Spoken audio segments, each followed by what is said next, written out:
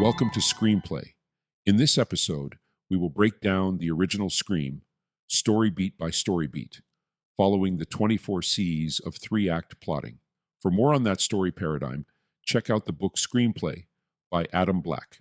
There is a link to purchase a copy in the description below. Released in 1996, director Wes Craven and screenwriter Kevin Williamson turned the slasher film genre inside out by satirizing violent media while still delivering a pulse-pounding mystery thriller. Synopsis. After a series of mysterious deaths befalls their sleepy town, a group of teenage friends become the target of a movie-crazed masked killer. The capacity for evil. At home alone at night, a teenage girl named Casey answers a ringing phone. It's a raspy-voiced man who turns out to have the wrong number. Then the man calls again to apologize for dialing the wrong number, and the conversation gets a little flirty between the two. The central theme. He asks if she has a boyfriend, and she says no. We soon find out that this is a lie. Infidelity is a crime with fatal repercussions in this story. The capacity for evil continued. The phone conversation between Casey and the unknown caller eventually turns from flirty, as they discuss their favorite scary movies, to creepy when he implies he can see her at this moment. He then continues to taunt her, threateningly. She asks him why he is doing this, and he answers, "Because I want to see what your insides look like."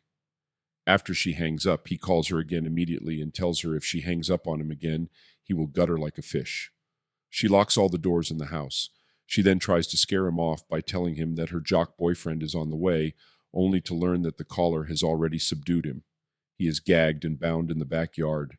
The caller tells her to stay where she is because he wants to play a movie trivia game with the highest stakes. With her boyfriend's life on the line, the caller asks her who was the killer in the original Friday the 13th. She answers incorrectly. Out in the darkness, a shadowy figure eviscerates her boyfriend as she watches helplessly. Then, after the next question, a cat-and-mouse chase around the house ensues as popcorn burns on the stove, creating a thin veil of smoke. She slips out the back door with the cordless phone and a bread knife in hand. Through a window, she catches a glimpse of the killer inside, dressed head to toe in long black clothing and wearing a ghost mask. She heads for the front of the house when the killer smashes through a window and chases her. Just as her parents pull into the driveway, the killer catches up to her and stabs her in the chest. On the ground, she manages to fight him off and lumber toward the front of the house, but her injuries prevent her from calling out loudly enough for her parents to hear her before they enter the house. Inside, her parents see the house in disarray and no sign of their daughter. Her mother picks up the phone to call 911, but hears Casey on the other line as the killer attacks her again. Her father tells her mother to go to the neighbors to call for help. When she goes outside, she finds Casey gutted and hanging from a tree.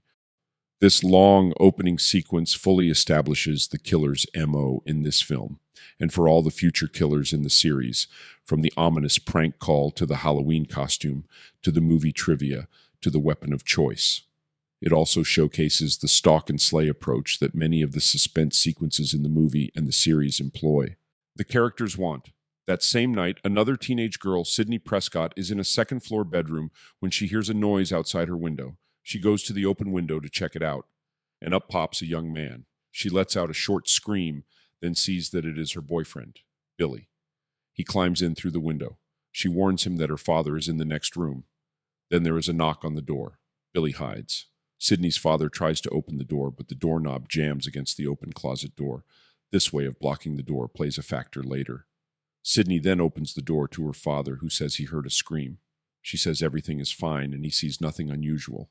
Before leaving, he reminds her that he will be away all weekend on a business trip. Sid and Billy discuss their relationship and how it stalled over the past year, with Billy using movie references to do so. They begin making out on her bed. Then Sid cuts it short, saying that she is still not ready to be intimate since her mother died last year. They settle for a PG-13 rated relationship for now. So Sydney wants a healthy relationship with her longtime boyfriend, and that means dealing with the trauma of her mother's death. The call to adventure. The next day at school, Sydney arrives to find police and several news crews in front of the building. A friend of hers named Tatum meets up with her and informs her that two of their friends, Casey and her boyfriend Steve, were murdered last night. There are no suspects yet, so the police are interrogating the entire school. Tatum says her brother, Dewey, who we later find out is the local deputy, told her it is the worst thing to happen in this town since... She trails off, seeing Sydney's anticipation to what she is about to say, which we can gather is an incident that personally affects her. Sydney and friends are thrust into an adventure no one wants, contesting the call. In class, Sydney is sad to see Casey's empty desk next to her. Her absence is a warning. She gets called out of class to be interviewed by the police in the principal's office. Before she enters the office, the principal tells the police sheriff that she is the daughter of... But Sydney comes in before he finishes.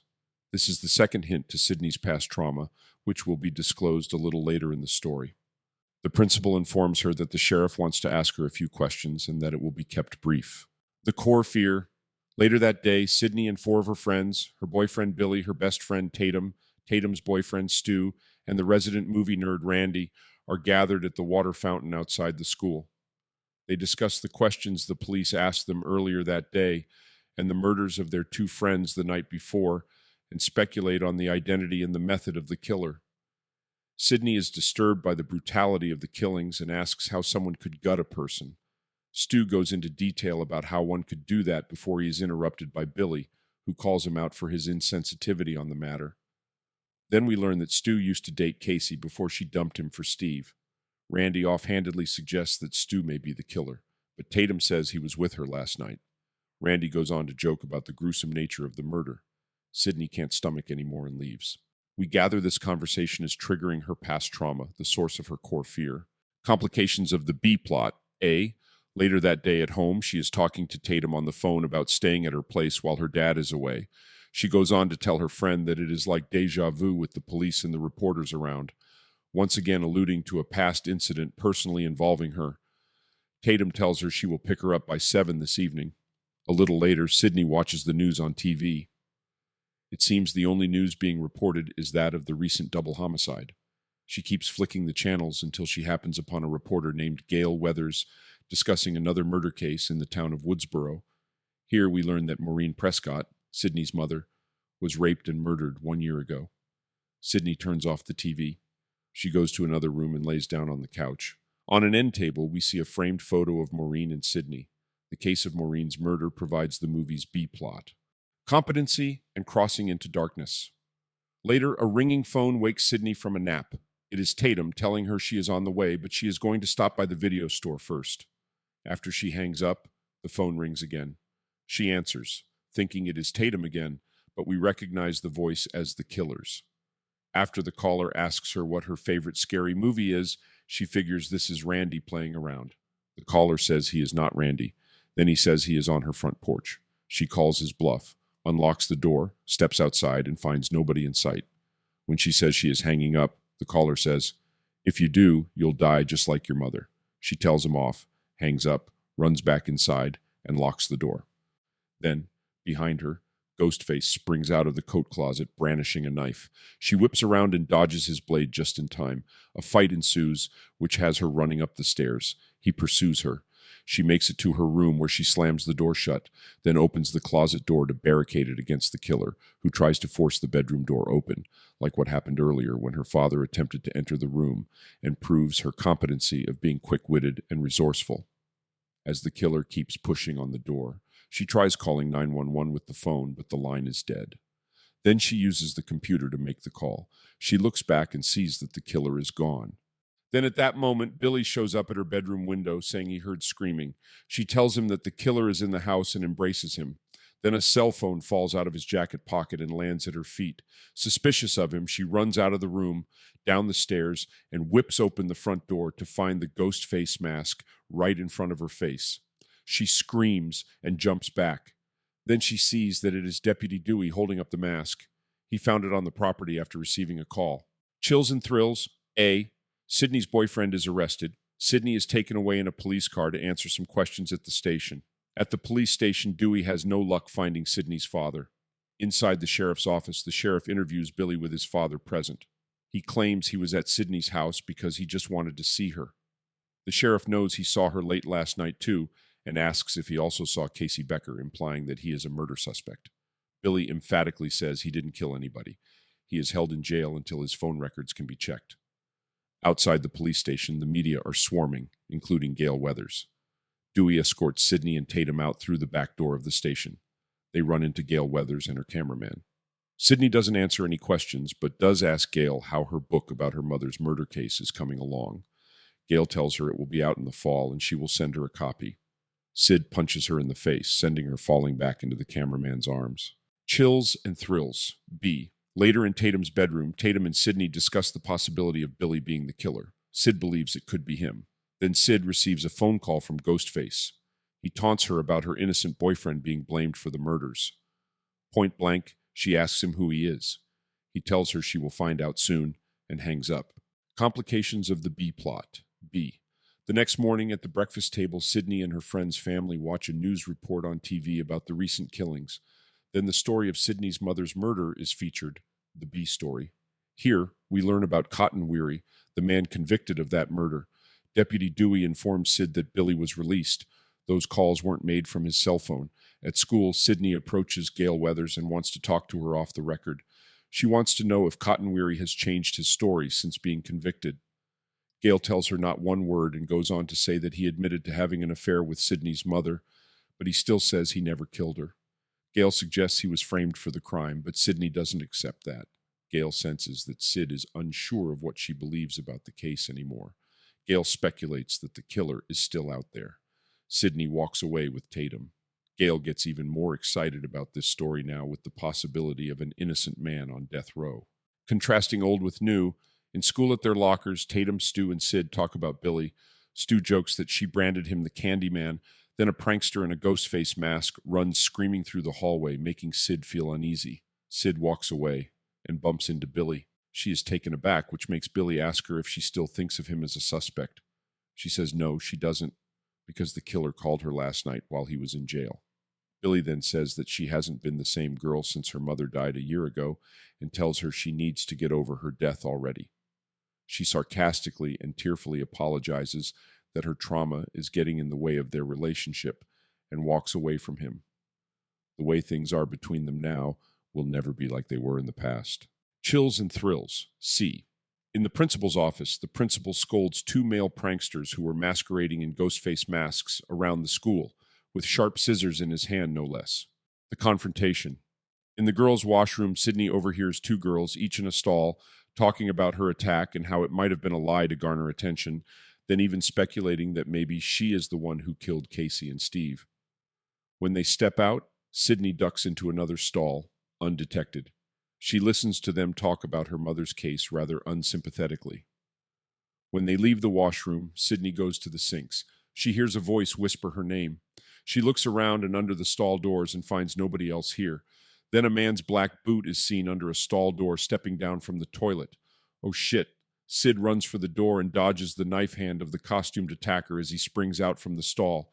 She takes off out of the washroom. Plots A and B intercross when Sid's mother's murder is brought up earlier in the scene. Also, note that this is Sid's second physical confrontation with the monster after the one that occurred at the end of Act 1, which makes this structure slightly different from most horror movies. However, after the reveal that there are two killers, it makes sense that there would be two confrontations by this point. Chasing the leads. A. Outside the school, Gale catches up with Deputy Dewey, but flattering the cop doesn't get her a scoop, other than she was a crush of his. Over the PA, the principal announces that school will be suspended until further notice due to the recent attacks. Stu runs up to Sid and Tatum and thanks Sid for the school closure. He tells them he is going to throw a party at his house tonight to celebrate. Casualty. A. In the principal's office alone, Mr. Himby is hamming it up in front of a mirror in a ghost face mask. He hears a knock at the door. There is no one there. He looks around the outer office and out in the corridor and only sees the janitor, Fred, a clever, self-referential cameo by Wes Craven. Back in his private office, he closes the door. Ghostface jumps out from behind it and stabs the man repeatedly, cogitating on past and future.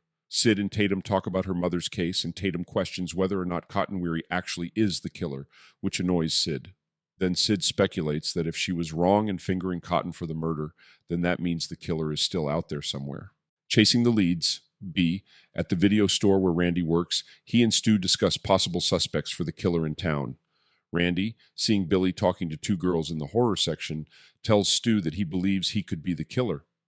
Stu speculates that maybe Sydney's father is the killer because he is missing. Randy says, if this scenario follows the slasher formula, it will allow everyone to look like a suspect until the killer is revealed in the final reel. Billy appears behind Randy and suggests that he might be the killer with his horror movie warped mind. A curfew is in effect in town. Shops close early. People in public parks head home. Sydney and Tatum shop for groceries for the party tonight. Someone in a ghost face costume is watching them. Chasing the leads. C. Dewey finds out from the sheriff that the calls were coming from Sydney's father's cell phone, which makes him a suspect. And tomorrow is the anniversary of Maureen Prescott's death. The sheriff tells Dewey to stay close to Sydney. The sheriff stamps out his cigarette on the ground with his black boot, which is not unlike the footwear the killer was seen wearing earlier. Chasing the leads. D. Sydney and Tatum arrive at the party. They're followed by a news van. It's Gail and her cameraman. They park their van near the house, but out of sight. The party is underway. The group debates which scary movie to watch tonight. Deputy Dewey in uniform arrives with Gail Weathers. Tatum is unhappy with Dewey for bringing the reporter here. Gail interacts with some of the partygoers. As she does so, she sneaks a remote feed camera in and hides it in the media console in the living room to spy on the party from the news van. Casualty, B. Tatum goes to the garage to get more beers and finds the interior door to go back inside the house locked. She knocks, but no one inside the noisy party can hear her. She opens the garage door. As she tries to leave, the door starts closing again. She turns to see Ghostface pressing the switch to close it. Tatum believes it is one of her male friends playing a prank, but he is not letting her pass. He withdraws a knife and cuts her arm.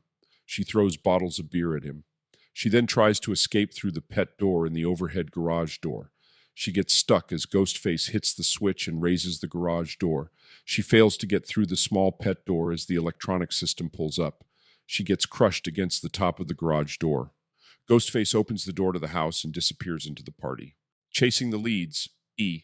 Many party guests are leaving. Sydney is looking for Tatum. Then Billy arrives at the front door. They go upstairs to talk. The cameraman and Gail in the news van are watching the living room in the house through a remote feed monitor. They realize there is a time lag of several seconds on the video feed. Sid and Billy have a heart-to-heart conversation about her mother's death and how she is stressed about it on the eve of its anniversary. He comforts her and they start getting intimate. A group of people, including Stu, are watching Halloween in the living room. Eventually, Randy pauses the movie to explain the rules of a horror movie to the group. Outside, Dewey knocks on the sliding door of the news van.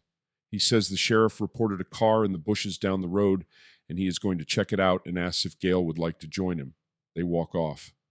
Inside the house, Randy answers the phone and finds out that the principal was killed, gutted, and hung from a football field post. The guys at the party take off to see the body before the police take him down, leaving Randy alone in the living room. Dewey and Gail spot the reported car. It belongs to Sydney's father. In the bedroom, Sid and Billy, post-tryst, are getting dressed again. Sid asks him about the one phone call he made in jail. He gets upset and asks her, what does he have to do to convince her of his innocence? Casualty? C. Then Ghostface slips into the bedroom through the door behind him and stabs him repeatedly in the chest. Sid dodges the killer's attack and escapes the room. A chase ensues through the house. She ends up in the attic and slips through a window onto the roof. Ghostface catches up to her and grabs her arm through the open window. She fights him off but falls back off the roof and lands on a covered boat on a trailer parked at the side of the house. She hops down off it and looks up. Ghostface is not in the window. Then she sees Tatum, dead, hanging from the garage door. In the living room, Randy is still watching Halloween alone. Ghostface appears behind him, ready to strike his unsuspecting victim with his knife, but hears Sydney screaming outside and leaves to pursue her instead. Casualty, D. Sydney races to the news van. The cameraman lets her in and closes the door. They watch the monitor and see the killer walking up behind Randy in the living room. The cameraman jumps out of the van to save Randy, but stops. He remembers that there is a 30-second delay on the video. Then Ghostface pops out from around the vehicle and slashes his throat. Sid escapes out the back of the van and takes off running. Chasing the leads, F. Dewey and Gail return to the house. He instructs Gail to call the sheriff for backup while he searches the house. Casualty, E. Gail runs to the news van and sees a mess of blood on the ground. She gets in the driver's seat and attempts to call 911. Then Randy pops up at the driver's side window. She hits him with the phone and knocks him down. She starts the van, and when she suddenly pulls away, her cameraman's bloody body falls from the vehicle's roof onto the front windshield. She screams and floors it. The dead body falls off. Going down the driveway, she sees Sydney in the middle of the road, trying to flag her down. Gail is going too fast and swerves to avoid her and crashes into a tree. Casualty F. Sydney runs for the house. The door opens and Dewey appears with a knife in his back. He falls down the front steps to the ground, unconscious. Behind him, Ghostface comes out of the house. Sid jumps in the police wagon and locks all the doors, but Ghostface has the keys. Unbeknownst to her, the hatch door is opening behind her as she tries to call for help on the police radio. Ghostface silently crawls into the back seat and attacks Sid, but she fights him off and escapes the car. She looks back and sees that Ghostface is gone. She runs to Dewey, lying on the front doorstep, and grabs his gun. Casualty, G. Randy hobbles up to her, injured. She points the gun at him, suspecting he is the killer.